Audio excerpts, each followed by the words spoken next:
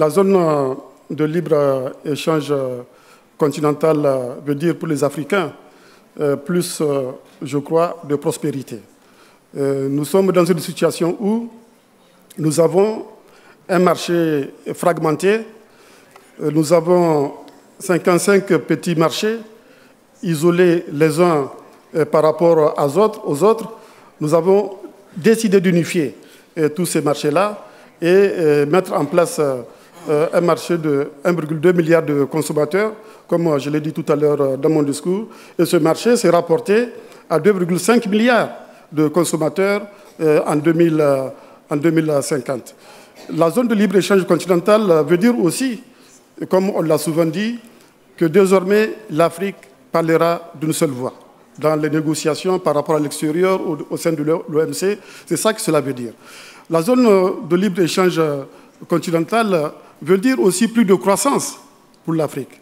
Par conséquent, cela veut dire une forte augmentation des revenus par habitant. C'est pour cela que je disais que cela veut dire plus de prospérité. Mais pour que la zone de libre-échange continentale produise ses pleins effets, il faut que les autres projets prévus dans le cadre de l'agenda 2063 soient également mis en œuvre.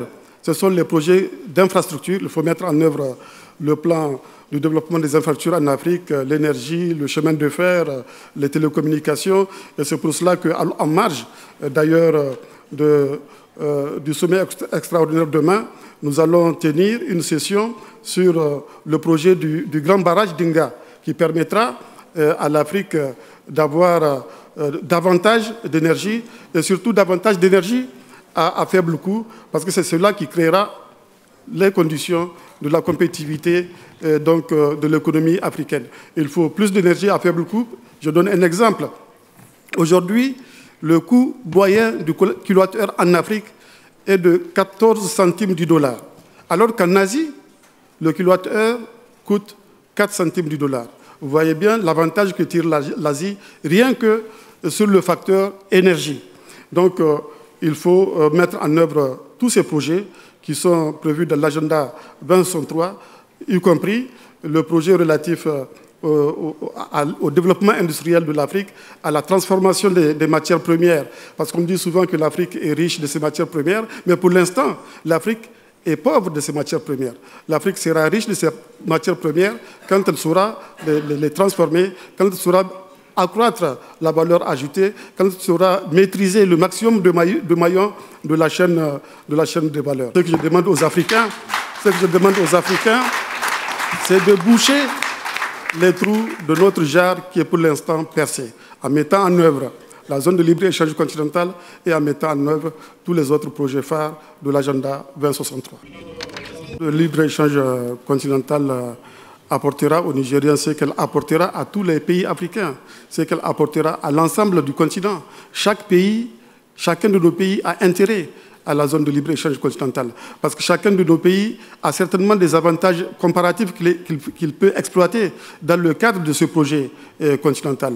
Le Niger est un pays grand producteur de ressources minérales. Le Niger est un pays également agricole, un pays d'élevage. Le Niger a des secteurs qui peuvent lui permettre d'avoir des avantages comparatifs dans le cadre effectivement de ce projet. Et rien que l'exemple des infrastructures, les grands projets d'infrastructures qui sont prévus concernent le Niger, que ce soit le chemin de fer, que ce soit l'énergie, que ce soit les télécommunications, etc., etc. Tous ces projets-là concernent chacun de nos pays et concernent en particulier le Niger. Et c'est pour cela que le peuple nigérien croit en ce projet. C'est pour cela que les dirigeants nigériens croient en ce projet, parce que c'est un projet qui permettra d'organiser la solidarité à l'échelle de notre continent.